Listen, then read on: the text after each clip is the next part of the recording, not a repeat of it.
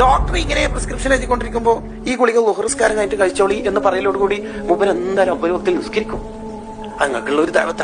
ആ വാക്കുകൊണ്ട് അയാൾ നിസ്കരിക്കട്ടെ നിസ്കരിക്കാതിരിക്കട്ടെ, നമ്മുടെ നീയത്തിന് നമുക്ക് അള്ളാഹു കൂലി തരുമല്ലോ.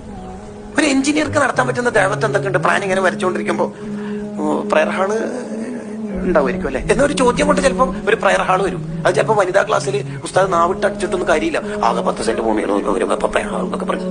കണ്ടോ, ഒരു പാവപ്പെട്ട മനുഷ്യൻ ഇങ്ങനെ നടന്നു പോവാ. മുലിയാൽ ഖാരി തന്റെ കിതാബിൽ പറയുന്നുണ്ട്.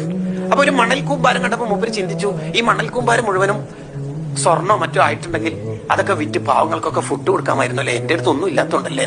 ആ കൂലി അയാളുടെ ഏടിൽ എഴുതിയിട്ടുണ്ടെന്ന് ആ കാലത്തെ നബിക്ക് അള്ളാഹു വഹി അറിയിച്ചു കൊടുത്തത്ര. നീയത്ത് വളരെ പ്രധാനമാണ്. ഇതൊക്കെ വിശദീകരിച്ചുകൊണ്ട് ഇമാം റാസി റളിയല്ലാഹു പറയുന്നുണ്ട്, നീയത്തിന്റെ വിഷയം ശരിക്കും ശ്രദ്ധിക്കാത്ത ആൾക്കാരുടെ കാര്യം വളരെ കഷ്ടം തന്നെ, വളരെ കഷ്ടമാണ് സംഭവം. അവര് ചെയ്യുന്ന എല്ലാ കാര്യത്തെയും നീയത്ത് കൊണ്ട് ഇബാദത്താക്കി മാറ്റാലോ.